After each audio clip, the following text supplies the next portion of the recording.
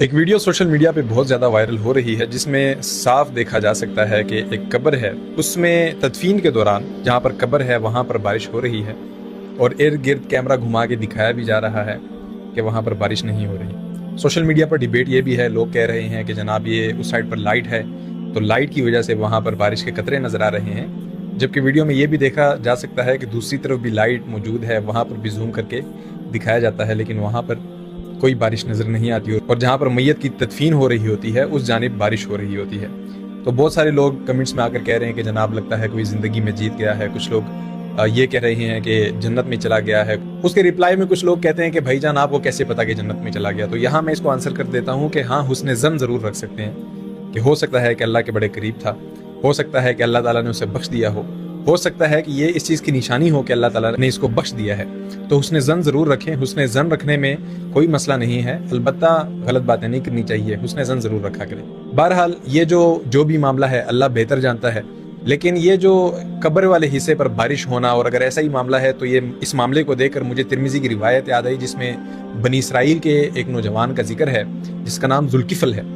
ذوالکفل کے بارے میں آتا ہے کہ یہ ہر رات نئی لڑکی لاتا تھا اور لڑکی اور شراب اس کا مشغلہ رہتا تھا۔ پورے معاشرے میں یہ بات مشہور تھی کہ ذوالکفل لڑکیوں کا اور شراب کا شوقین ہے۔ ایک رات ذوالکفل لڑکی لاتا ہے اور جب یہ کمرے میں داخل ہوتا ہے تو وہ لڑکی رو رہی ہوتی ہے۔ ذوالکفل اس لڑکی سے پوچھتا ہے کہ میں نے تو تمہاری قیمت ادا کی ہے، میں تمہارے ساتھ کوئی ظلم اور زیادتی تو نہیں کر رہا، پھر تم رو کیوں رہی ہو؟ تو اس لڑکی نے ذوالکفل کو جواب دیا کہ ذوالکفل میں کوئی طوائف نہیں ہوں، بلکہ مجھے میری غریبی، میری غربت، میری بھوک مجھے یہاں تک لے آئی ہے کہ آج میں تمہارے بستر پر بیٹھی ہوئی ہوں۔ ذوالکفل نے جیسے یہ بات سنی تو ذوالکفل بہت زیادہ رویا، اور ذوالکفل نے اس عورت سے کہا کہ میری بہن جس عزت کے ساتھ تو یہاں پر آئی ہے اسی عزت کے ساتھ میں تمہیں ان پیسوں کے ساتھ رخصت کرتا ہوں، جاؤ ان پیسوں سے اپنی غربت مٹاؤ اور میں تمہیں عزت کے ساتھ رخصت کرتا ہوں۔ اب وہ لڑکی دعائیں دیتے ہوئے ذوالکفل کے گھر سے رخصت ہوتی ہے، لیکن ذوالکفل کو معلوم نہ تھا کہ اسی رات آج میری موت واقع ہونی ہے۔ تو اسی رات ذوالکفل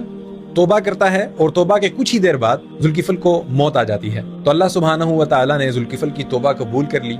اور ذوالکفل کو بخش دیا، اور ذوالکفل کے دروازے پر نورانی الفاظ میں بڑا بڑا لکھ دیا کہ ان اللہ سبحانہ و تعالیٰ قد غفر ذوالکفل، کہ اللہ سبحانہ و تعالیٰ نے ذوالکفل کو بخش دیا ہے، اور یہ اللہ نے اس لیے اس کے دروازے پر لکھوایا کہ لوگ اس کے بارے میں جو غلط باتیں کر رہے ہیں یہ لوگ نہ کریں، لوگ اس کو عزت کے ساتھ دفنائیں۔ تو اسی طرح یہ جو قبر کے اوپر یہ جو بارش ہونا ہے، اس سے مجھے یہ واقعہ یاد آیا کہ ہو سکتا ہے کہ اگر اس قبر کے اوپر مخصوص بارش ہو رہی ہے تو شاید یہ اللہ کی طرف سے یہ نشانی ہو کہ اس کے ماضی کو نہ یاد رکھا جائے، بلکہ اس کو یاد رکھا جائے کہ بارش ہوئی مگر صرف اس کے قبر کے اوپر ہوئی۔ ہم بھی اس نے ظن رکھیں گے، باقی اللہ تعالیٰ بہتر جانتا ہے۔ وما علینا الا البلاغ۔ سلام پہنچے۔